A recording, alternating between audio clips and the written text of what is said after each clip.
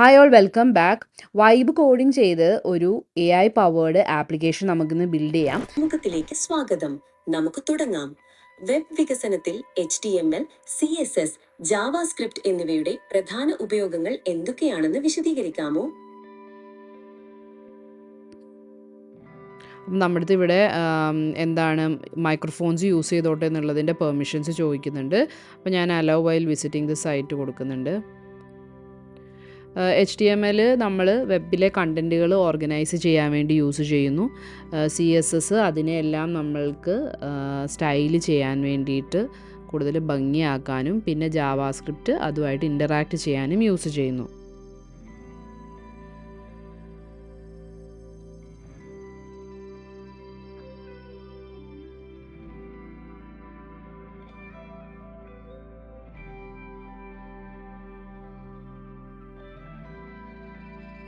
വളരെ നല്ല ശ്രമം. HTML ഘടനയ്ക്കും CSS രൂപകൽപ്പനയ്ക്കും ഉപയോഗിക്കുന്നതെന്നത് ശരിയാണ്. ജാവാസ്ക്രിപ്റ്റ് വെബ് പേജുകൾക്ക് എങ്ങനെ പ്രവർത്തനക്ഷമതയും പ്രതികരണശേഷിയും ഇന്ററാക്ടിവിറ്റി നൽകുന്നു എന്ന് കുറച്ചുകൂടി വിശദീകരിക്കാമായിരുന്നു. ഓക്കെ, നമ്മൾ നേരത്തെ കണ്ട പോലെ തന്നെ നമ്മൾ പറഞ്ഞതിൽ കറക്റ്റും പിന്നെ എന്തൊക്കെയാണ് അതിൽ ഇമ്പ്രൂവ് ചെയ്യേണ്ടതെന്നുമാണ് നമ്മുടെ അടുത്ത് പറയുന്നത്. അതുപോലെ നമുക്കൊരു സ്കോർ തന്നിട്ടുണ്ട്. നെക്സ്റ്റ് ക്വസ്റ്റ്യനിലേക്ക് മൂവ് ചെയ്യണമെങ്കിൽ നമുക്ക് ഇതുപോലെ തന്നെ എന്ത് ചെയ്യാം, നെക്സ്റ്റ് ക്വസ്റ്റ്യൻ ക്ലിക്ക് ചെയ്യാം. അതനുസരിച്ച് നെക്സ്റ്റ് ക്വസ്റ്റ്യൻ നമ്മുടെ അടുത്ത് ചോദിക്കും. ആ ആപ്ലിക്കേഷൻ എങ്ങനെയാണ് ഡിപ്ലോയ് ചെയ്യുന്നതെന്നും ഞാൻ ഇന്നത്തെ വീഡിയോയിൽ നിങ്ങൾക്ക് കാണിച്ചു തരാം. ഒരുപാട് പേര് നമ്മുടെ അടുത്ത് എങ്ങനെയാണ് വൈബ് കോഡിംഗ് ചെയ്ത ആപ്ലിക്കേഷൻസും വെബ്സൈറ്റ്സും ഒക്കെ ഡിപ്ലോയ് ചെയ്യാമെന്നുള്ളൊരു ചോദ്യം ചോദിച്ചിട്ടുണ്ടായിരുന്നു. അപ്പോൾ ഇന്നത്തെ വീഡിയോയിൽ അതും നിങ്ങൾക്ക് കാണിച്ചു തരാം, എങ്ങനെയാണ് നമ്മൾ വൈബ് കോഡ് ചെയ്യുന്ന ആപ്ലിക്കേഷൻസൊക്കെ ഡിപ്ലോയ് ചെയ്യുന്നത് ലൈവായിട്ടെന്നുള്ളത്.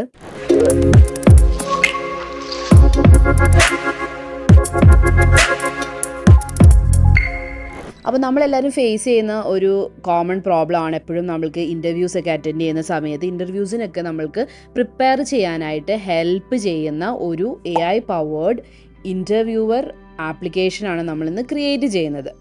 കംപ്ലീറ്റ്ലി വൈബ് കോഡ് ചെയ്താണ് നമ്മളിത് ബിൽഡ് ചെയ്യാൻ പോകുന്നത്. നമ്മൾ യൂസ് ചെയ്യുന്നത് AI സ്റ്റുഡിയോയാണ്. അപ്പോൾ അതിനു മുമ്പ് തന്നെ വൈബ് കോഡിങ് എന്താണെന്ന് നിങ്ങൾക്ക് എല്ലാവർക്കും അറിയായിരിക്കും. ഇനി വൈബ് കോഡിങ് എന്താണെന്ന് അറിയാത്തവർക്ക് വേണ്ടിയിട്ട് നമ്മൾ ഒരു പ്രോംപ്റ്റ് കൊടുത്തു കഴിഞ്ഞാൽ നിങ്ങൾക്കിപ്പോൾ കോഡിങ് അറിയാത്ത ഒരാളാണെങ്കിൽ പോലും എന്ത് ചെയ്യാം, ഒരു ആപ്ലിക്കേഷൻസ് ബിൽഡ് ചെയ്യാം. നമ്മുടെ ഐഡിയാസ് വെച്ചിട്ടുള്ള എന്ത് ആപ്ലിക്കേഷൻസും നിങ്ങൾക്ക് ബിൽഡ് ചെയ്യാം. അപ്പോൾ ഷോർട്ടായിട്ട് പറഞ്ഞാൽ കോഡിങ് അറിയാത്തവർക്ക് പോലും അവരുടെ ഐഡിയാസിനെ ഒരു റിയൽ ആപ്ലിക്കേഷൻസ് ആക്കി മാറ്റാനായിട്ടുള്ള ഒരു ഷോർട്ട് കട്ടാണ് വൈബ് കോഡിങ് എന്ന് പറയുന്നത്. അപ്പോൾ ഇതിൻ്റെ അഡ്വാൻറ്റേജസ് എന്തൊക്കെയാണെന്ന് നമുക്ക് നോക്കിയാലോ. അപ്പോൾ ആദ്യത്തെ ഒരു advantage easy for every one ആണ്. ഇപ്പോൾ കോഡിങ് അറിയാവോ അല്ലെങ്കിൽ കോഡിങ് അറിയത്തില്ലേ എന്നുള്ളതൊന്നും ഒരു പ്രശ്നമല്ല. ഒരു ഐഡിയ ഉണ്ടെങ്കിൽ ആർക്കും സിമ്പിളായിട്ട് applications, websites, web app, mobile app ഒക്കെ ക്രിയേറ്റ് ചെയ്യാനായിട്ട് പറ്റും. രണ്ടാമത്തെ അഡ്വാൻറ്റേജ് സൂപ്പർ ഫാസ്റ്റ് ആണ്. നമുക്ക് മനസ്സിലൊരു ഐഡിയ വന്നു കഴിഞ്ഞാൽ മിനിറ്റ്സിനുള്ളിൽ തന്നെ നമുക്ക് അതിനൊരു വർക്കിംഗ് മോഡലോ അല്ലെങ്കിൽ ഒരു പ്രോട്ടോടൈപ്പോ റെഡിയാക്കി എടുക്കാനായിട്ട് പറ്റും. പഴയ രീതിയിലായിരുന്നെങ്കിൽ നമുക്കൊരു പ്രോട്ടോടൈപ്പ് ഒക്കെ ബിൽഡ് ചെയ്യാനായിട്ട് നമുക്ക് ആഴ്ചകളും മാസങ്ങളും ഒക്കെ എടുക്കുന്ന കാര്യങ്ങൾ ഇപ്പം വളരെ ക്വിക്കായിട്ട് ചെയ്യാനായിട്ട് പറ്റും. മൂന്നാമത്തെ അഡ്വാൻറ്റേജ് ലെസ് കോംപ്ലിക്കേറ്റഡ് ആണ്. നമ്മളൊരു ആപ്പ് ക്രിയേറ്റ് ചെയ്യുന്ന സമയത്ത് നമ്മൾ ഒരുപാട് കാര്യങ്ങൾ ഒന്നിച്ച് ഹാൻഡിൽ ചെയ്യേണ്ടതായിട്ടുണ്ടാകും. അപ്പോൾ APIs, SDKs അങ്ങനെ ഒരുപാട് കാര്യങ്ങൾ. അപ്പോൾ ഇതൊന്നും നമ്മൾ ഇനി ഓർത്ത് എന്താ പറയുക, അതിൻ്റെ ഹെഡേക്സ് ഒന്നും നമ്മൾ എടുക്കേണ്ട ആവശ്യമില്ല. ആ പണിയൊക്കെ ഇനി AI തന്നെ ഹാൻഡിൽ ചെയ്തോളും. നമ്മൾ ജസ്റ്റ് ഐഡിയാസിൽ മാത്രം ഫോക്കസ് ചെയ്താലായിട്ട് മതിയാവും. അടുത്തൊരു അഡ്വാൻറ്റേജ് എന്ന് പറയുന്നത് ക്വിക്കായിട്ട് നമുക്ക് എഡിറ്റിംഗ് ചെയ്യാനായിട്ട് പറ്റും. ഇപ്പോൾ ആപ്പിൻ്റെ ഡിസൈനിങ്ങിലോ അല്ലെങ്കിൽ ഒരു ഫങ്ഷനാലിറ്റിയിലോ അല്ലെങ്കിൽ പുതിയൊരു ഫീച്ചർ ആഡ് ചെയ്യുന്നതിലൊക്കെ നമുക്കൊരു മാറ്റം വരുത്തണമെങ്കിൽ നമുക്ക് ക്വിക്കായിട്ട് തന്നെ ആ കാര്യങ്ങൾ പറഞ്ഞു കൊടുത്ത് ചേഞ്ചസ് കൊണ്ടുവരാനായിട്ട് പറ്റും. അപ്പോൾ ഇതൊക്കെ അഡ്വാൻറ്റേജസ് ആണ്. ഇതുപോലെ തന്നെ വൈബ് കോഡിങ്ങിന് ഡിസഡ്വാൻറ്റേജസും ഉണ്ട്.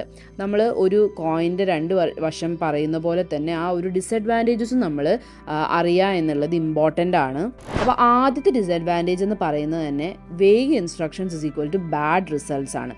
നമ്മൾ കൊടുക്കുന്ന ഇൻസ്ട്രക്ഷൻസ് അല്ലെങ്കിൽ നമ്മൾ കൊടുക്കുന്ന പ്രോംപ്റ്റ് ക്ലിയർ അല്ലെങ്കിൽ കറക്റ്റ് അല്ലെങ്കിൽ AI ഉണ്ടാക്കി തരുന്ന ആപ്പും ഒരു ക്വാളിറ്റിയും ഇല്ലാത്ത ആപ്പായിരിക്കും നമുക്ക് ജനറേറ്റ് ചെയ്ത് തരുന്നത്. എന്താണ് വേണ്ടതെന്ന് നമ്മൾക്ക് തന്നെ ഒരു നല്ല ക്ലാരിറ്റി ഇനീഷ്യലി ഉണ്ടായിരിക്കണം. അപ്പോൾ റോങ് ആയിട്ടുള്ള ഇൻസ്ട്രക്ഷൻസ് കൊടുത്താൽ നമുക്ക് കിട്ടുന്ന ഔട്ട്പുട്ട് അല്ലെങ്കിൽ നമ്മൾ ക്രിയേറ്റ് ചെയ്യുന്ന ആപ്ലിക്കേഷൻസും വളരെ ബാഡ് ആയിട്ടുള്ളതായിരിക്കും. രണ്ടാമത്തെ ഒരു ഡിസഡ്വാൻറ്റേജസ് എന്ന് പറയുന്നത് കോംപ്ലെക്സ് ആപ്സ് ക്രിയേറ്റ് ചെയ്യാനായിട്ടുള്ള ലിമിറ്റേഷനാണ്. അതായത് ഒരുപാട് കോംപ്ലെക്സ് ഫീച്ചേഴ്സ് ഒക്കെയുള്ള ആപ്ലിക്കേഷൻസ് ബിൽഡ് ചെയ്യാനായിട്ട് നമുക്ക് വൈബ് കോഡിങ് മാത്രം പോരാ. നമുക്കൊരു തുടക്കം അല്ലെങ്കിൽ ഒരു സ്റ്റാർട്ടിംഗ് പോയിന്റ് എന്ന രീതിയിൽ നമുക്ക് എന്ത് ചെയ്യാനായിട്ട് പറ്റും, വൈബ് കോഡ് യൂസ് ചെയ്തിട്ട് ആപ്ലിക്കേഷൻസ് ഒക്കെ ബിൽഡ് ചെയ്യാനായിട്ട് പറ്റും. പക്ഷെ വളരെ അഡ്വാൻസ്ഡ് ആയിട്ടുള്ള കുറേ ഫീച്ചേഴ്സും കാര്യങ്ങളും ഒക്കെ ബിൽഡ് ചെയ്യുന്ന സമയത്ത് ഇപ്പോൾ വൈബ് കോഡിങ് യൂസ് ചെയ്തിട്ട് നമ്മൾ ചെയ്യുന്ന സമയത്ത് നമുക്ക് ലിമിറ്റേഷൻസ് വരുന്നുണ്ട്. കാരണം ഹാലൂസിനേഷൻസ് പോലെയുള്ള കാര്യങ്ങളിലേക്ക് ഈ AI ടൂൾസ് പോകുന്നുണ്ട്. അടുത്തൊരു ഡിസഡ്വാൻറ്റേജ് എന്ന് പറയുന്നത് പ്ലാനിങ് വളരെ മസ്റ്റാണ് എന്നുള്ളതാണ്. നമുക്കൊരു പ്ലാൻ ഇല്ലാതെ എന്നാൽ ജസ്റ്റ് ഒരു വൈബ് കോഡ് ത്രൂ ഒരു ആപ്പ് ഉണ്ടാക്കിയേക്കാം എന്നൊക്കെ നമ്മൾ കരുതി വൈബ് കോഡിങ് ചെയ്യാനായിട്ട് തുടങ്ങിക്കഴിഞ്ഞാൽ നമുക്ക് കിട്ടുന്ന റിസൾട്ട്സ് ഭയങ്കര മോശമായിരിക്കും. അതുകൊണ്ട് തന്നെ ആ ആപ്പ് ഉണ്ടാക്കുന്നതിന് മുന്നേ എന്താണ് വേണ്ടതെന്ന് നമുക്ക് മനസ്സിൽ ഒരു ഐഡിയ ഉണ്ടാക്കുന്നത് ഏറ്റവും നല്ലതാണ്. അപ്പോൾ ഇനി നിങ്ങളുടെ മൈൻഡിൽ ഒരു ഐഡിയ ഉണ്ട്, ഇനി എങ്ങനെയാണ് അതിനൊരു റിയൽ ആപ്പാക്കി മാക്സിമം എറേഴ്സൊക്കെ ഒഴിവാക്കി വൈബ് കോഡിങ് യൂസ് ചെയ്തിട്ട് ക്രിയേറ്റ് ചെയ്യാനായിട്ടുള്ള ഒരു സിമ്പിളായിട്ടുള്ള ഒരു 5 സ്റ്റെപ്സ് ഞാൻ പറഞ്ഞു തരാം. ആദ്യത്തെ സ്റ്റെപ്പ് എന്ന് പറയുന്നത് ഐഡിയ ആൻഡ് പ്ലാനിങ് ആണ്. നമുക്ക് ഏറ്റവും ഇമ്പോർട്ടൻ്റ് ആയിട്ടുള്ള സ്റ്റെപ്പ് ഈ സ്റ്റെപ്പാണ്, പ്ലാനിങ്. ചാടി കയറി അങ്ങോട്ട് ആപ്പ് ഉണ്ടാക്കാനൊക്കെ തുടങ്ങാതെ ചില കാര്യങ്ങളൊക്കെ എന്ത് ചെയ്യാം, നമുക്ക് ഡിസിഷൻസ് ആദ്യം തന്നെ എടുക്കാം. എന്താണ് നമ്മുടെ ആപ്പിൻ്റെ പേർപ്പസ്, അതുപോലെ ആരാണ് നമ്മുടെ ആപ്പിൻ്റെ ഓഡിയൻസ്, നെക്സ്റ്റ് എന്താണ് ഇതിൻ്റെ കോർ ഫീച്ചേഴ്സ്, ഈ കാര്യങ്ങളെക്കുറിച്ചൊക്കെ നമ്മൾ എന്ത് ചെയ്യുക, ഒരു പ്ലാനിങ് ഫേസിൽ കൂടെ നമ്മൾ ഫസ്റ്റ് പോവുക. അടുത്ത സ്റ്റെപ്പ് എന്ന് പറയുന്നത് ഡിസൈൻ ആൻഡ് ഒരു യൂസർ ഫ്ലോ ആണ്. ഓക്കെ, പ്ലാൻ റെഡി ആയി കഴിഞ്ഞാൽ ഇനി ഈ ആപ്പ് എങ്ങനെയാണ് ഒരു യൂസർ ഇൻറ്ററാക്ട് ചെയ്യേണ്ടത്, അല്ലെങ്കിൽ ആ ആപ്പിൻ്റെ ഒരു ഫീച്ചറിലേക്ക് അല്ലെങ്കിൽ ഒരു പേജിലേക്ക് എത്താനായിട്ട് യൂസർ ഏതൊക്കെ സ്റ്റേജുകളിൽ കൂടെ കടന്നു പോകണം എന്നുള്ള കാര്യങ്ങളൊക്കെ എന്ത് ചെയ്യുക, നമ്മൾ ഡിസൈഡ് ചെയ്യുക. അതിനൊരു യൂസർ ഡയഗ്രാമോ ഒരു സ്കെച്ചോ ഒക്കെ ആയിട്ട് നമ്മൾ വരച്ചതൊന്ന് കീപ്പ് ചെയ്യുന്നത് വളരെ നല്ലതായിരിക്കും. ഒരു വയർ ഫ്രെയിം ഒക്കെ ക്രിയേറ്റ് ചെയ്ത് വെക്കാം. അടുത്ത സ്റ്റേജ് എന്ന് പറയുന്നത് നമുക്ക് ബിൽഡിംഗ് വിത്ത് വൈബ് കോഡിങ്. നമുക്ക് പ്ലാനും സ്കെച്ചും ഒക്കെ വെച്ചിട്ട് എന്ത് ചെയ്യാനായിട്ട് പറ്റും, നമ്മൾ ഏത് വൈബ് കോഡിങ് പ്ലാറ്റ്ഫോം ആണോ യൂസ് ചെയ്യുന്നത് അത് യൂസ് ചെയ്തിട്ട് നമുക്ക് വൈബ് കോഡിങ് സ്റ്റാർട്ട് ചെയ്യാനായിട്ട് തുടങ്ങാം. അപ്പോൾ അതിൽ തന്നെ വരുന്ന ഒരു മെയിൻ ഇമ്പോർട്ടൻറ്റ് തിങ് ആണ് ക്ലിയർ ആയിട്ടുള്ള പ്രോംപ്റ്റ് കൊടുക്കുക. അടുത്തത് നമ്മൾ ജനറേറ്റ് ചെയ്ത് തന്ന ഔട്ട്പുട്ടിനെ എന്ത് ചെയ്യുക, പിന്നെയും ഐട്രേറ്റ് ചെയ്ത് റിഫൈൻ ചെയ്യുക എന്നുള്ളതാണ്. നാലാമത്തെ സ്റ്റെപ്പ് എന്ന് പറയുന്നത് നന്നായിട്ട് നമുക്ക് ജനറേറ്റ് ചെയ്ത് തന്ന ആപ്ലിക്കേഷനെ നന്നായിട്ട് ടെസ്റ്റ് ചെയ്ത് നോക്കുക എന്നുള്ളതാണ്. അത് നമ്മൾ ടെസ്റ്റ് ചെയ്യുക, അതുപോലെ തന്നെ മറ്റുള്ളവരുടെ അടുത്ത് നിന്നുള്ള ഫീഡ്ബാക്സും കാര്യങ്ങളും ഒക്കെ ഗെറ്റ് ചെയ്ത് അത് ടെസ്റ്റ് ചെയ്ത് നോക്കുക. അഞ്ചാമത്തെ സ്റ്റെപ്പ് നമ്മൾ ലോഞ്ച് ചെയ്യുക, അല്ലെങ്കിൽ അതിനെ ലൈവാക്കി ഡിപ്ലോയ് ചെയ്യുക. എന്നിട്ട് എന്ത് ചെയ്യുക, എന്നിട്ട് അതിൽ കൂടുതൽ ഫീച്ചേഴ്സ് ആഡ് ചെയ്യാനും ഇമ്പ്രൂവ് ചെയ്യാനായിട്ടും ഒക്കെയുള്ള കാര്യങ്ങൾ നമുക്ക് നോക്കാം. അപ്പോൾ നമുക്ക് തുടങ്ങിയാലോ? അപ്പോൾ അതിനുവേണ്ടി നിങ്ങൾ ആദ്യം തന്നെ aistudio.google.com വരിക. നമ്മളിന്ന് AI സ്റ്റുഡിയോ യൂസ് ചെയ്തിട്ടാണ് കേട്ടോ വൈബ് കോഡ് ചെയ്യുന്നത്. ഇതിനു മുമ്പ് നമ്മൾ ബോൾട്ട് യൂസ് ചെയ്തിട്ടും ലവബിൾ യൂസ് ചെയ്തിട്ടും ഒക്കെ നിങ്ങൾക്ക് എങ്ങനെയാണ് വൈബ് കോഡിങ് ചെയ്യുന്നത്, കഴ്സർ യൂസ് ചെയ്തിട്ട്, ഇതൊക്കെയുള്ള വീഡിയോസ് നമ്മുടെ ചാനലിൽ ഇട്ടിട്ടുണ്ട്.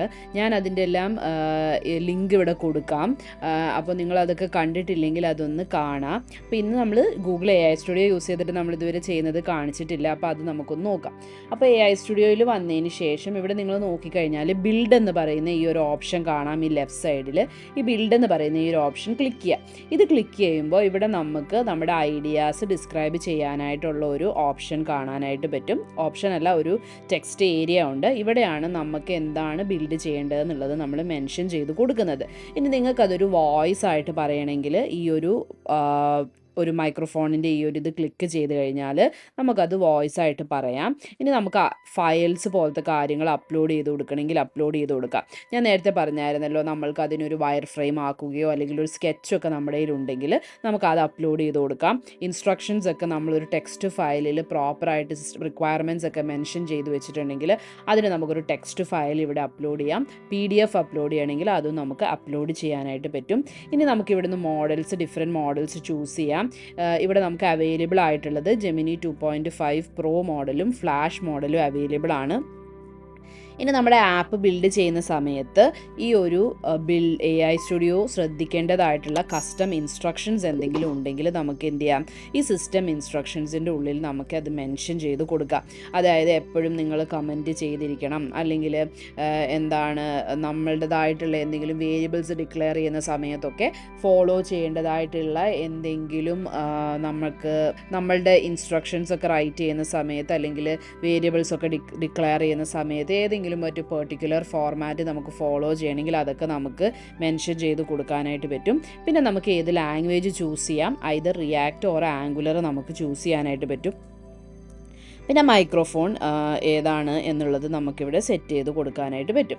ഓക്കെ, പിന്നെ നമ്മൾ നോക്കിക്കഴിഞ്ഞാൽ ഇവിടെ നിങ്ങൾക്ക് കാണാനായിട്ട് പറ്റും എന്തൊക്കെ ഡിഫറെൻറ്റ് ടൈപ്സ് ഓഫ് ആപ്പുകൾ നിങ്ങൾക്ക് ക്രിയേറ്റ് ചെയ്യാൻ പറ്റും.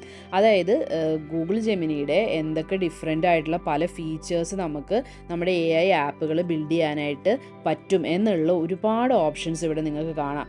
നാനോ ബനാന പവേർഡ് ആപ്സ് നിങ്ങൾക്ക് ബിൽഡ് ചെയ്യാം, അതുപോലെ കോൺവെർസേഷണൽ വോയിസ് ആപ്സ് ബിൽഡ് ചെയ്യാം, ആനിമേറ്റ് ഇമേജസ് വിത്ത് Veo ബിൽഡ് ചെയ്യാം. അങ്ങനെയുള്ള ഡിഫറെൻറ്റ് ആപ്പുകൾ നിങ്ങൾക്ക് ക്രിയേറ്റ് ചെയ്യാനായിട്ടുള്ള രീതിയിലുള്ള കാര്യങ്ങൾ ഇവിടെ പറയും. അതായത് ഗൂഗിളിൻ്റെ ഓരോ ഡിഫറെൻറ്റ് സർവീസസ് ആണ് ഇവരവിടെ മെൻഷൻ ചെയ്തിരിക്കുന്നത്. ഓക്കെ, ഇനി നമുക്ക് ക്രിയേറ്റ് ചെയ്യാനായിട്ടുള്ള പ്രോംപ്റ്റ് നമുക്ക് ഈ ഒരു പ്രോംപ്റ്റ് കൊടുക്കാനുള്ള ഏരിയയിൽ കൊടുക്കാം. അപ്പോൾ ഞാനിവിടെ പ്രോംപ്റ്റ് റൈറ്റ് ചെയ്യുന്നത് ഒരു ക്രാഫ്റ്റ് എന്ന് പറയുന്ന ഒരു ഫോർമുല യൂസ് ചെയ്തിട്ടാണ്. അതായത് C എന്ന് പറയുന്നത് നമ്മുടെ ആപ്പിൻ്റെ ഐഡിയ കോർ എന്താണെന്നുള്ളത്, അതിനുശേഷം ആ ഒരു ആപ്പ് എന്താണ്, റോൾ എന്താണ് അതിൻ്റെ എന്നുള്ളത് നമ്മൾ മെൻഷൻ ചെയ്ത് കൊടുത്തു. പിന്നെ അതിൻ്റെ ടാർഗറ്റ് ഓഡിയൻസ് ആണ് നമ്മൾ അടുത്തത് എന്താണെന്നുള്ളത് പറഞ്ഞു കൊടുക്കുന്നത്. പിന്നെ നമ്മൾ അതിൻ്റെ ഒരു ഫങ്ഷനാലിറ്റീസ് എന്താണെന്നുള്ളത് നമ്മൾ മെൻഷൻ ചെയ്ത് കൊടുക്കുന്നുണ്ട്.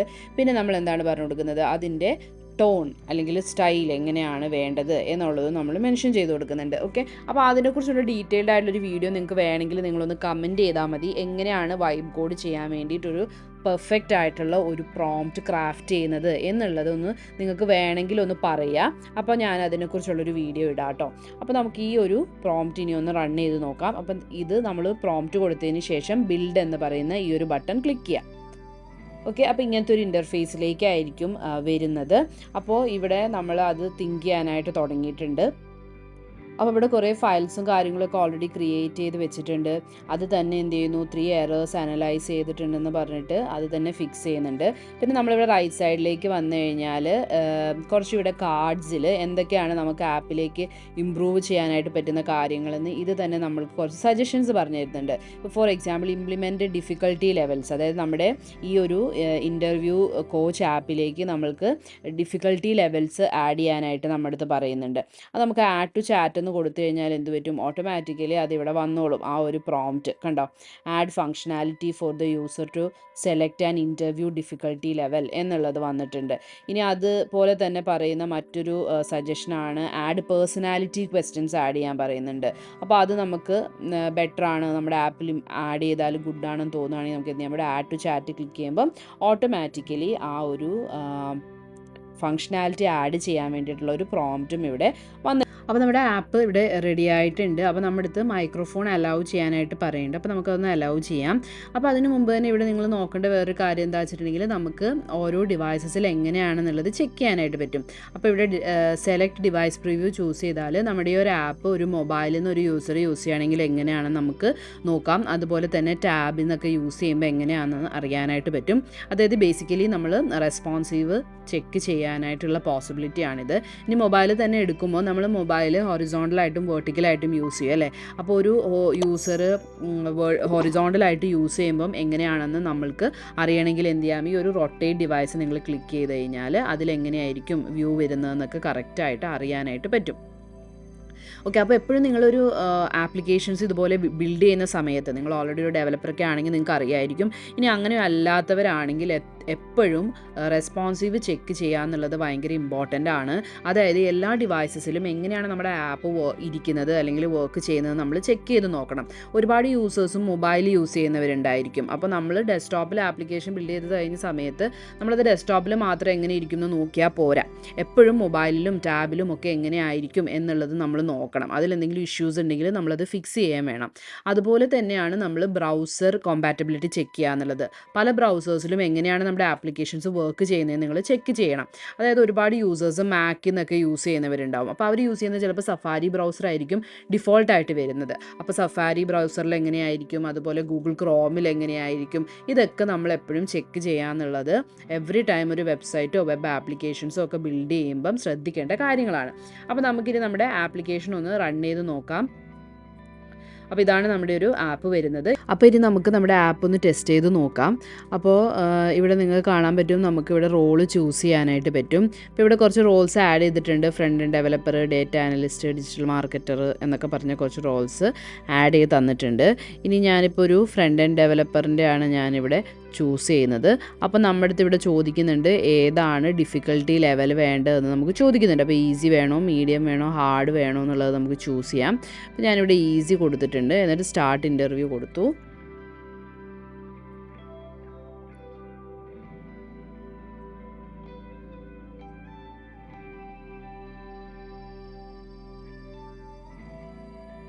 അപ്പോൾ ഇവിടെ നമുക്കൊരു എറർ വന്നിട്ടുണ്ട്. Sorry, I couldn't generate the audio for my response എന്നുള്ളത്. അപ്പോൾ ഓട്ടോമാറ്റിക്കലി ഇവിടെ നിങ്ങൾ നോക്കിക്കഴിഞ്ഞാൽ 2 errors are running in the code auto fix എന്ന് പറയുന്ന ഒരു ഓപ്ഷൻ വന്നിട്ടുണ്ട്. അപ്പോൾ നമുക്ക് എന്ത് ചെയ്യാം, ഈ ഒരു ഓട്ടോ ഫിക്സ് കൊടുക്കാം. അപ്പോൾ ഇത് തന്നെ അത് എന്താണ് ഇഷ്യൂ എന്നുള്ളത് ഫിക്സ് ചെയ്യും.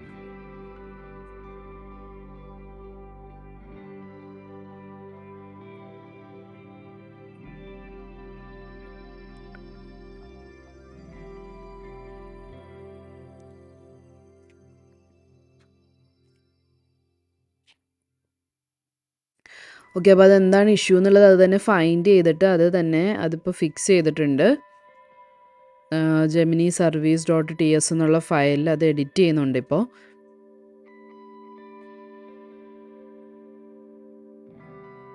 അപ്പോൾ നമ്മുടെ എററൊക്കെ ഫിക്സ് ചെയ്ത് ഇപ്പോൾ ആപ്ലിക്കേഷൻ റെഡി ആയിട്ടുണ്ട്. അപ്പോൾ നമുക്കൊന്ന് ചെക്ക് ചെയ്ത് നോക്കാം. അപ്പോൾ ഞാനിവിടെ ഫ്രണ്ട് എൻഡ് ഡെവലപ്പർ എന്നുള്ള റോള് ചൂസ് ചെയ്തിട്ടുണ്ട്. ഇനി ഈസി ചൂസ് ചെയ്തു, സ്റ്റാർട്ട് ഇൻ്റർവ്യൂ കൊടുത്തു.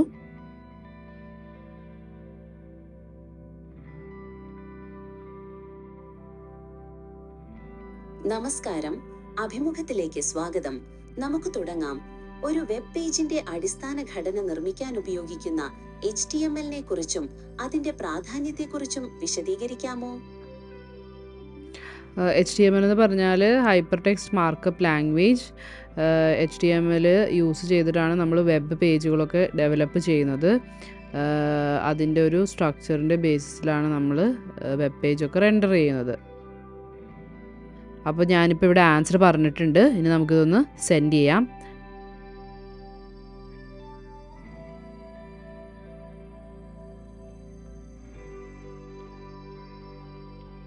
വളരെ നന്നായിരിക്കുന്നു. HTML എന്നത് വെബ് പേജുകളിലെ ഉള്ളടക്കം എങ്ങനെ ക്രമീകരിക്കണം എന്ന് നിർവചിക്കുന്ന മാർക്കപ്പ് ഭാഷയാണ് എന്ന് കൂടി കൂട്ടിച്ചേർക്കാമായിരുന്നു. ഉദാഹരണത്തിന് തലക്കെട്ടുകൾ, ഖണ്ഡികകൾ, ചിത്രങ്ങൾ എന്നിവയെല്ലാം ഇതിൽ ഉൾപ്പെടുന്നു. അപ്പോൾ ഇവിടെ നിങ്ങൾ നോക്കിക്കഴിഞ്ഞാൽ അറിയാൻ പറ്റും, നമ്മൾ കൊടുത്ത ആൻസറും എന്താണ് ഒരു അതിൽ ഇമ്പ്രൂവ് ചെയ്ത് നമ്മൾ പറയേണ്ടത് എന്നും നമുക്ക് എന്ത് തന്നിട്ടുണ്ട്, ഫീഡ്ബാക്ക് ഇവിടെ തന്നിട്ടുണ്ട്. അപ്പോൾ ഇതാണ് ഈ ഒരു ഇൻ്റർവ്യൂ കോച്ചിൻ്റെ ഒരു പ്രത്യേകത എന്ന് പറയുന്നത്. നമ്മുടെ ക്വസ്റ്റ്യൻ ചോദിച്ചു, നമ്മൾ പറയുന്ന ആൻസർ ഇവാലുവേറ്റ് ചെയ്തിട്ട് എന്താണ് സജഷൻ എന്ന് കൂടി പറയും. ഇതുകൂടി നിങ്ങൾ ആഡ് ചെയ്യണം ആൻസറിൽ എന്നുള്ളതാണ് നമ്മുടെ അടുത്ത് പറഞ്ഞിരിക്കുന്നത്. ഓക്കെ, ഇനി നമുക്ക് നെക്സ്റ്റ് ക്വസ്റ്റ്യൻ ക്ലിക്ക് ചെയ്ത് കഴിഞ്ഞാൽ അടുത്ത ക്വസ്റ്റ്യനിലേക്ക് പോവും.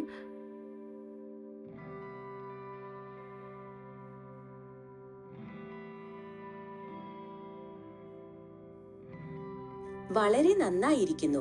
ഇനി നമുക്ക് CSS നെ കുറിച്ച് സംസാരിക്കാം. ഒരു വെബ് പേജിന്റെ രൂപകൽപ്പനയും സ്റ്റൈലിംഗും ചെയ്യാൻ ഉപയോഗിക്കുന്ന CSS നെ കുറിച്ച് വിശദീകരിക്കാമോ? അതിന്റെ പ്രാധാന്യം എന്താണ്?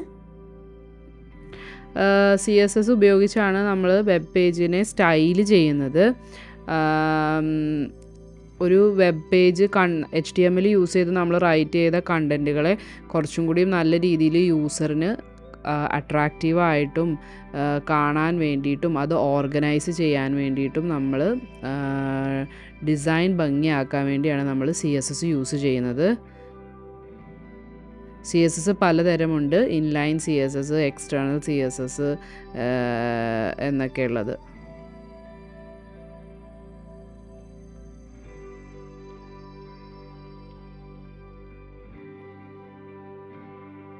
നല്ല ശ്രമം. CSS വെബ് പേജുകൾക്ക് മനോഹാരിത നൽകുന്നതെന്നത് ശരിയാണ്. ഉള്ളടക്കത്തെയും അതിന്റെ രൂപകൽപ്പനയും വേർതിരിച്ച് കോഡിന്റെ എളുപ്പം വർദ്ധിപ്പിക്കുന്നുവെന്നുകൂടി പറഞ്ഞിരുന്നെങ്കിൽ വളരെ നന്നായിരുന്നു. ഓക്കെ, ഇപ്പോൾ ഇവിടെ നിങ്ങൾ നോക്കിക്കഴിഞ്ഞാൽ നമുക്ക് 8 മാർക്സാണ് തന്നിട്ടുള്ളത്. അപ്പോൾ ഇതിൻ്റെ ഉള്ളിൽ അവർ പറഞ്ഞു എന്താണ് അത് നമ്മുടെ കണ്ടൻറ്റിനെയും അതുപോലെ തന്നെ ഡിസൈനിനെയും കോഡ് സ്പ്ലിറ്റ് ചെയ്യാൻ വേണ്ടിയിട്ട് CSS ഹെൽപ്പ് ചെയ്യുന്നു എന്നുള്ള കാര്യം കൂടി നമ്മൾ ആഡ് ചെയ്താൽ ബെറ്റർ ആയിരിക്കും നമ്മുടെ അടുത്ത് പറഞ്ഞിട്ടുണ്ട്. അപ്പോൾ നമ്മൾ പറയുന്ന ഓരോ ക്വസ്റ്റ്യനും ഇതുപോലെ ആൻസറിനും ഇതുപോലെ തന്നെ ഫീഡ്ബാക്ക്സ് നൽകുകയാണ് നമ്മുടെ ഈ ഒരു ഇൻ്റർവ്യൂ കോച്ച് ചെയ്യുന്നത്. നല്ല ഉത്തരം. വെബ് പേജുകൾക്ക് ജീവൻ നൽകുന്ന ഒരു സാങ്കേതിക വിദ്യയാണല്ലോ ജാവാസ്ക്രിപ്റ്റ്. ഒരു വെബ് പേജിൽ ജാവാസ്ക്രിപ്റ്റ് എന്തിനാണ് ഉപയോഗിക്കുന്നതെന്നും അതിന്റെ ഏതെങ്കിലും ഒരു പ്രധാന ഉപയോഗത്തെക്കുറിച്ചും വിശദീകരിക്കാമോ? അപ്പോൾ ഇതുപോലെ നിങ്ങൾക്ക് എന്ത് ചെയ്യാനായിട്ട് പറ്റും, കൂടുതൽ ക്വസ്റ്റ്യൻസിന് ആൻസേഴ്സ് കൊടുക്കാം. അറ്റ് ദ എൻഡ് നമ്മുടെ ഇൻ്റർവ്യൂ കോച്ച് നമുക്ക് അതനുസരിച്ചുള്ള ഫീഡ്ബാക്സും കാര്യങ്ങളും പറയും, ഏതൊക്കെ ഏരിയയിലാണ് നമ്മൾ കൂടുതൽ ഇമ്പ്രൂവ് ചെയ്യേണ്ടത് എന്നുള്ള കാര്യങ്ങളൊക്കെ നമ്മുടെ ആൻസേഴ്സിൻ്റെ ബേസിസിൽ നമുക്ക് പറഞ്ഞു തരും. ഇനി നമുക്കിത് എങ്ങനെയാണ് ഡിപ്ലോയ് ചെയ്യുന്നതെന്ന് നോക്കാം. അതിനുവേണ്ടി നിങ്ങൾ ഫസ്റ്റ് തന്നെ GitHub കണക്ട് ചെയ്യണം. മിക്കവർക്കും GitHub അക്കൗണ്ട് ഉണ്ടായിരിക്കും. ഇനി ഇല്ലാത്തവരാണെങ്കിൽ എന്ത് ചെയ്യുക, github.com പോയിട്ട് നിങ്ങളൊരു GitHub അക്കൗണ്ട് ക്രിയേറ്റ് ചെയ്യാം. ഓക്കെ, എന്നിട്ട് നമ്മൾ എന്താ ചെയ്യേണ്ടതെന്ന് വെച്ചിട്ടുണ്ടെങ്കിൽ ഇവിടെ സേവ് ടു GitHub എന്നുള്ളത് ക്ലിക്ക് ചെയ്യുമ്പോൾ നിങ്ങൾക്കിവിടെ ഫസ്റ്റ് ടൈം നിങ്ങൾ GitHub കണക്ട് ചെയ്തിട്ടില്ലെങ്കിൽ എന്ത് ചെയ്യും, അത് ജസ്റ്റ് കണക്ട് ചെയ്യാനായിട്ട് കാണിക്കും. അപ്പോൾ നിങ്ങളുടെ ആ ഒരു GitHubൻ്റെ യൂസർ നെയിമും പാസ്വേഡും വെച്ചിട്ട് നിങ്ങളത് കണക്ട് ചെയ്ത് കൊടുക്കുക. ഞാനിവിടെ കണക്ട് ചെയ്തിട്ടുണ്ട്. കണക്ട് ചെയ്തതിന് ശേഷം നമ്മളുടെ അടുത്ത് ഒരു റെപ്പോസിറ്ററി ക്രിയേറ്റ് ചെയ്യാനായിട്ട് പറയും. റെപ്പോസിറ്ററി ക്രിയേറ്റ് ചെയ്യാനായിട്ട് പറഞ്ഞു കഴിഞ്ഞാൽ വേറെ പിന്നെ ഒന്നും ചെയ്യാനില്ല, ജസ്റ്റ് അത് നമുക്ക് ഈ ഒരു കോഡ് അതിലേക്ക് പുഷ് ചെയ്യാനായിട്ട് മാത്രമാണ് ഉള്ളൂ. വൺസ് നിങ്ങൾ പുഷ് ചെയ്ത് കഴിഞ്ഞാൽ നിങ്ങൾ പുതിയ ചേഞ്ചസ് ചെയ്യുന്നത് ജസ്റ്റ് ഇത് ചെയ്താൽ മതി, കമ്മിറ്റ് ചെയ്താൽ മാത്രം മതി. അപ്പോൾ എന്താണ് ആ ഒരു ചേഞ്ചസ് മാത്രമായിരിക്കും നമുക്ക് ചെയ്യാനായിട്ട് ഉണ്ടാവുള്ളൂ. ഓക്കെ, അപ്പോൾ ഇനി നിങ്ങൾ GitHubൽ വന്ന് നോക്കിക്കഴിഞ്ഞാൽ കാണാൻ പറ്റും. ഇവിടെ ഞാനിപ്പോൾ ഈ ഒരു റെപ്പോസിറ്ററി ക്രിയേറ്റ് ചെയ്തിട്ടുള്ളത് AI ഇൻ്റർവ്യൂ ആപ്പ് എന്ന് പറയുന്നത്. ഓക്കെ, ഇപ്പോൾ നമ്മൾ ചെയ്ത ചേഞ്ചസ് ഇപ്പോൾ വന്നിട്ടുണ്ട്. അതായത് നമുക്കിപ്പോൾ കാണാൻ പറ്റും, ഇപ്പോഴാണ് നമ്മളൊരു കമ്മിറ്റ് ചെയ്തിരിക്കുന്നത്. അത് നമ്മുടെ കോഡും കാര്യങ്ങളും എല്ലാം ഇപ്പോൾ ഇവിടെ കാണാനായിട്ട് പറ്റും. ഇപ്പോൾ നമുക്ക് വന്ന ചേഞ്ചസ് നോക്കിക്കഴിഞ്ഞാൽ നൗ അപ്ഡേറ്റ് ആയിരിക്കുന്നത് കമ്പോണൻസ് ഫോൾഡറിൽ ചേഞ്ച് വന്നിട്ടുണ്ട്, സർവീസസിൽ യൂട്ടിൽസിലൊക്കെ ചേഞ്ച് ചെയ്തിരിക്കുന്നത്. അതായത് നമ്മളിപ്പോൾ ചെയ്ത കമ്മിറ്റാണ് അവിടെ കാണിക്കുന്നത്. ഓക്കെ, ഇനി നമുക്ക് എന്താണ് ചെയ്യാനുള്ളത്, ഇനി നമുക്കിത് ഡിപ്ലോയ് ചെയ്യണം. അതായത് നമുക്കിത് നമ്മുടെ GitHub ഇതിനെ എന്താക്കണം, ലൈവ് ആക്കണം. അതിനുവേണ്ടി നിങ്ങൾ ഈ versal.com എന്ന് പറയുന്ന ഈ URLിലേക്ക് വരിക. അപ്പോൾ ഇവിടെ നമുക്ക് ഫ്രീ ആയിട്ട് നിങ്ങൾക്ക് ഡിപ്ലോയ് ചെയ്യാനായിട്ട് പറ്റും. സൈനപ്പ് ക്ലിക്ക് ചെയ്ത് നിങ്ങളുടെ എന്താണ് നമ്മളിത് കുറച്ച് ക്വസ്റ്റ്യൻസ് ഇവരിവിടെ ചോദിക്കുന്നുണ്ട്, അത് എന്താണെന്നുള്ളത് ചൂസ് ചെയ്ത് കൊടുക്കുക. ചൂസ് ചെയ്ത് കൊടുത്തിട്ട് നമ്മുടെ GitHub അക്കൗണ്ട് യൂസ് ചെയ്തിട്ടോ ഗൂഗിൾ യൂസ് ചെയ്തിട്ടോ GitLabോ ബിഗ് ബക്കറ്റോ ഒക്കെ യൂസ് ചെയ്തിട്ട് എന്ത് ചെയ്യുക, നിങ്ങൾക്ക് അക്കൗണ്ട് ക്രിയേറ്റ് ചെയ്യാം. അക്കൗണ്ട് ക്രിയേറ്റ് ചെയ്തതിന് ശേഷം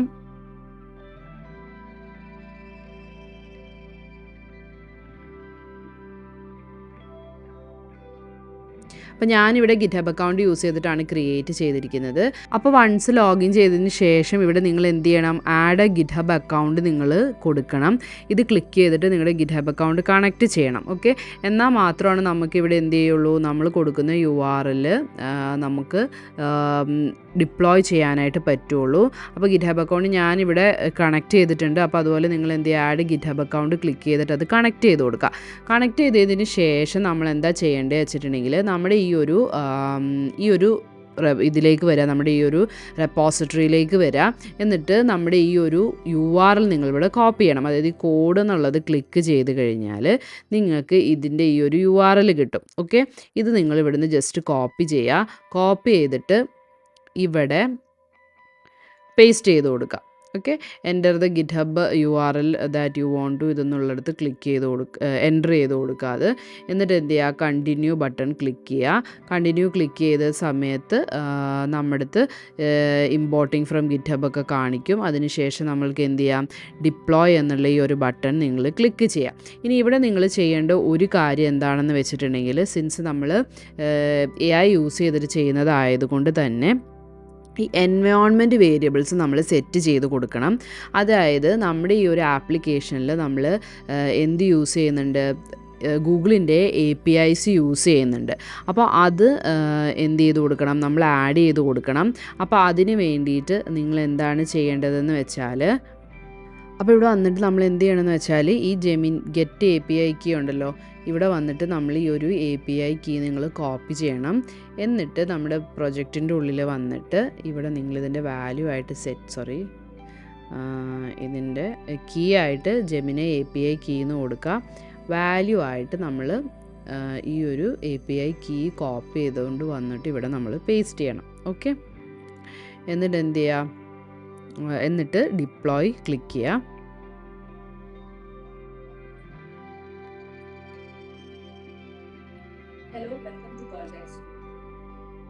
ഇനി നമുക്ക് ഡിപ്ലോയ് ബട്ടൺ ക്ലിക്ക് ചെയ്യാം.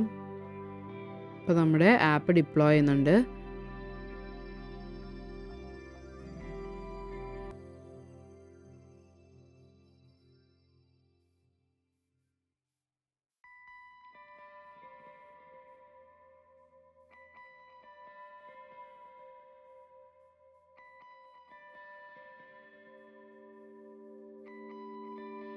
അപ്പോൾ ഇതൊന്ന് ഡിപ്ലോയ് ചെയ്യട്ടെ, എന്നിട്ട് നമുക്ക് നോക്കാം. അപ്പോൾ വൺസ് നമ്മുടെ ഡിപ്ലോയ്മെൻറ്റ് സക്സസ്ഫുൾ ആയി കഴിയുമ്പോൾ ഇങ്ങനെ കാണിക്കും, congratulations you just deployed A new project. എന്നിട്ട് നമ്മുടെ ആ പ്രൊജക്റ്റിൻ്റെ പ്രിവ്യൂവും കാര്യങ്ങളും ഒക്കെ കാണിക്കും. ഇനി നമുക്ക് എന്ത് ചെയ്യാം, കണ്ടിന്യൂ ടു ഡാഷ്ബോർഡ് കൊടുക്കാം. ഇനി നമുക്കിത് ഓപ്പൺ ചെയ്യാനായിട്ടുള്ളൊരു URL ആണിത്. ഓക്കെ, ഇത് ക്ലിക്ക് ചെയ്താൽ മതി, നമ്മുടെ ആപ്ലിക്കേഷൻ ഇവിടെ ഓപ്പൺ ആയിട്ടുണ്ടാവും. ഓക്കെ, ഇനി ഈ ഒരു URL യൂസ് ചെയ്ത് കൊടുത്താൽ ആർക്ക് വേണമെങ്കിലും എന്ത് ചെയ്യാം, നമ്മുടെ ഈ ഒരു ആപ്ലിക്കേഷൻ യൂസ് ചെയ്യാനായിട്ട് പറ്റും. ഇനി നമുക്കിതൊന്ന് ടെസ്റ്റ് ചെയ്ത് നോക്കാം. അപ്പോൾ എങ്ങനെയാണ് ഡിപ്ലോയ് ചെയ്യുന്നതെന്ന് നിങ്ങൾക്ക് ക്ലിയർ ആയെന്ന് വിചാരിക്കുന്നു. നമുക്ക് ജസ്റ്റ് ഇതൊന്ന് ടെസ്റ്റ് ചെയ്ത് നോക്കാം. നമ്മൾ നേരത്തെ ചെയ്തതുപോലെ തന്നെ ഒന്ന് ജസ്റ്റ് ഒന്ന് ട്രൈ ചെയ്ത് നോക്കുകയാണ്. ഞാനിപ്പോൾ ഫ്രണ്ട് എൻഡ് എടുത്തിട്ടുണ്ട്, ഈസി ചൂസ് ചെയ്തു, സ്റ്റാർട്ട് ഇൻ്റർവ്യൂ. സെയിം പോലെ തന്നെയായിരിക്കും നമ്മൾ നേരത്തെ AI സ്റ്റുഡിയോയുടെ ഉള്ളിൽ കണ്ടില്ലേ, അതുപോലെ തന്നെയായിരിക്കും ഇത് വർക്ക് ചെയ്യുന്നത്. വേറെ ചേഞ്ചസ് വന്നില്ല. അഭിമുഖത്തിലേക്ക് സ്വാഗതം. നമുക്ക് തുടങ്ങാം. വെബ് വികസനത്തിൽ HTML, CSS, ജാവാസ്ക്രിപ്റ്റ് എന്നിവയുടെ പ്രധാന ഉപയോഗങ്ങൾ എന്തൊക്കെയാണെന്ന് വിശദീകരിക്കാമോ? നമ്മുടെ അടുത്ത് ഇവിടെ എന്താണ് മൈക്രോഫോൺസ് യൂസ് ചെയ്തോട്ടെ എന്നുള്ളതിൻ്റെ പെർമിഷൻസ് ചോദിക്കുന്നുണ്ട്. അപ്പോൾ ഞാൻ allow while visiting the site കൊടുക്കുന്നുണ്ട്. HTML നമ്മൾ വെബിലെ കണ്ടൻറ്റുകൾ ഓർഗനൈസ് ചെയ്യാൻ വേണ്ടി യൂസ് ചെയ്യുന്നു. CSS അതിനെയെല്ലാം നമ്മൾക്ക് സ്റ്റൈൽ ചെയ്യാൻ വേണ്ടിയിട്ട് കൂടുതൽ ഭംഗിയാക്കാനും, പിന്നെ ജാവാസ്ക്രിപ്റ്റ് അതുമായിട്ട് ഇൻ്ററാക്റ്റ് ചെയ്യാനും യൂസ് ചെയ്യുന്നു.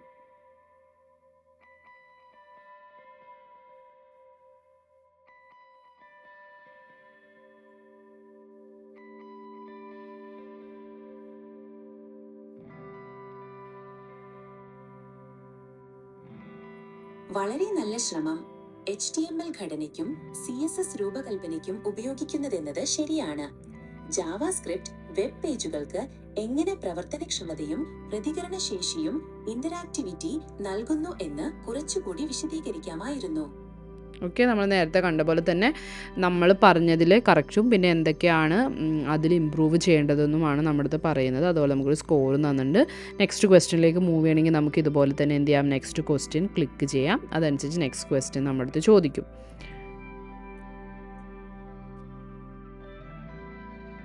നല്ലത്. അടുത്ത ചോദ്യം, ഒരു വെബ് പേജിൽ നിങ്ങൾ CSS ബോക്സ് മോഡൽ എങ്ങനെയാണ് മനസ്സിലാക്കുന്നത്? അതിലെ പ്രധാന ഭാഗങ്ങൾ എന്തൊക്കെയാണ്? ഓക്കെ, അപ്പോൾ ഇതാണ് നമ്മുടെ ഒരു ആപ്ലിക്കേഷൻ വരുന്നത്. നമ്മൾ കംപ്ലീറ്റ്ലി വൈബ് കോഡ് ചെയ്ത ഒരു ആപ്ലിക്കേഷനാണ്. നിങ്ങളെല്ലാവരും ട്രൈ ചെയ്ത് നോക്കുക. ഡിഫറെൻ്റ് ആയിട്ടുള്ള യൂസ് കേസസ് നിങ്ങൾ ട്രൈ ചെയ്യുക. നിങ്ങൾ ഏതെങ്കിലുമൊക്കെ ട്രൈ ചെയ്തിട്ടുണ്ടെങ്കിൽ അതൊക്കെ ഒന്ന് നമ്മളുമായിട്ടും ഷെയർ ചെയ്യുക, കമൻറ്റ് സെഷനിൽ പറയുക. അപ്പോൾ നമുക്ക് എല്ലാവർക്കും അത് ബാക്കിയുള്ളവർക്കും ഇതുപോലെയുള്ള ആപ്ലിക്കേഷൻസൊക്കെ ബിൽഡ് ചെയ്യാനായിട്ടൊരു ഇൻസ്പിറേഷൻ ആവും. അപ്പോൾ വൈബ് കോഡിങ് ത്രൂ എക്സിസ്റ്റിംഗ് ആയിട്ടുള്ള ഡെവലപ്പേഴ്സിനും ഒക്കെ നല്ല രീതിയിൽ യൂസ്ഫുള്ളാണ്. കാരണം നമുക്ക് ഒരുപാട് ടൈം സേവ് ചെയ്യാനായിട്ട് പറ്റും. കാരണം കുറേ കാര്യങ്ങൾ നമുക്ക് ഇത് ത്രൂ ബിൽഡ് ചെയ്ത് അതിന് ശേഷമുള്ള കോംപ്ലെക്സ് ആയിട്ടുള്ള കാര്യങ്ങളിൽ നമ്മുടെ ടൈമും കാര്യങ്ങളൊക്കെ ഇട്ടാൽ മതിയാവും. അപ്പോൾ നിങ്ങളൊരു പുതിയ ബിഗിനർ ആണെങ്കിൽ, കോഡിങ് അല്ലെങ്കിൽ കരിയർ സ്റ്റാർട്ട് ചെയ്യുന്നവരൊക്കെ ആണെങ്കിൽ ഡെഫിനറ്റ്ലി നിങ്ങൾ കോഡിങ്ങിൻ്റെയൊക്കെ കോർ കൺസെപ്റ്റുകൾ അറിഞ്ഞിരിക്കുക. എങ്ങനെയാണത് വർക്ക് ചെയ്യുന്നതെന്നും എന്നുള്ള കാര്യങ്ങളൊക്കെ നിങ്ങൾ മനസ്സിലാക്കി വെക്കുക എന്നുള്ളത് ഇമ്പോർട്ടൻ്റ് ആണ്. കാരണം ഇപ്പോഴത്തെ സിറ്റുവേഷനിൽ കംപ്ലീറ്റ് വൈബ് കോഡ് ചെയ്ത് കോംപ്ലക്സ് ആയിട്ടുള്ള ആപ്ലിക്കേഷൻസ് ഒന്നും നമുക്ക് ബിൽഡ് ചെയ്യാനായിട്ട് പറ്റില്ല. ബേസിക് ആയിട്ടുള്ള രീതിയിലുള്ള ഇപ്പോൾ നമ്മളിപ്പോൾ കണ്ട പോലത്തെ ആപ്ലിക്കേഷൻസൊക്കെ നമുക്ക് ചെയ്യാനായിട്ട് പറ്റും. കുറച്ചും കൂടിയും കോംപ്ലക്സ് ആയിട്ടുള്ള മൊഡ്യൂൾസും കാര്യങ്ങളൊക്കെ ഇതിലേക്ക് ആഡ് ഓൺ ചെയ്യുന്ന സമയത്ത് എന്ത് പറ്റുമെന്ന് വെച്ചിട്ടുണ്ടെങ്കിൽ AI ഹാലുസിനേറ്റ് ചെയ്യാനായിട്ടുള്ള ചാൻസസ് ആണ് കൂടുതൽ. അപ്പോൾ ആ സമയത്ത് ഡെഫിനിറ്റ്ലി നമ്മൾ കോഡ് അറിഞ്ഞിരിക്കണം. എന്നാൽ മാത്രമാണ് നമുക്ക് ആ കാര്യങ്ങൾ ഫിക്സ് ചെയ്യാനായിട്ട് പറ്റുള്ളൂ. അപ്പോൾ നിങ്ങൾ ബിഗിനറൊക്കെ ആണെങ്കിൽ നിങ്ങളത് കോഡിൻ്റെ ബേസിക് കൺസെപ്റ്റ്സും കോർ കൺസെപ്റ്റ്സും ഒക്കെ നന്നായിട്ട് മനസ്സിലാക്കാനായിട്ട് മാക്സിമം ശ്രമിക്കുക. അപ്പോൾ എന്തെങ്കിലും ക്വസ്റ്റ്യൻസും കാര്യങ്ങളൊക്കെ ഉണ്ടെങ്കിൽ നിങ്ങൾ കമൻറ്റ് സെക്ഷനിൽ ചോദിക്കുക. നിങ്ങളുടെ ഫീഡ്ബാക്സും കമൻറ്റ് സെക്ഷനിൽ പറയണം. അതുപോലെ ഇനി ഏതെങ്കിലുമൊക്കെ ടോപ്പിക്സിനെ കുറിച്ച് ഞങ്ങൾ വീഡിയോസ് ഇടേണ്ടതുണ്ടെങ്കിൽ അതും നിങ്ങളൊന്ന് മെൻഷൻ ചെയ്യുക. പിന്നെ AI കുറിച്ചൊക്കെ പഠിക്കാനായിട്ട് നിങ്ങൾക്ക് ഇൻട്രസ്റ്റഡ് ഉണ്ടെങ്കിൽ നമ്മളതിൻ്റെ കോഴ്സസ് പ്രൊവൈഡ് ചെയ്യുന്നുണ്ട്. അപ്പോൾ അതിൻ്റെ ഡീറ്റെയിൽസ് അറിയാനായിട്ട് നമ്മുടെ ടീമിനെ കോൺടാക്റ്റ് ചെയ്യാം നിങ്ങൾക്ക്. അപ്പോൾ താങ്ക് യു ഫോർ വാച്ചിങ്.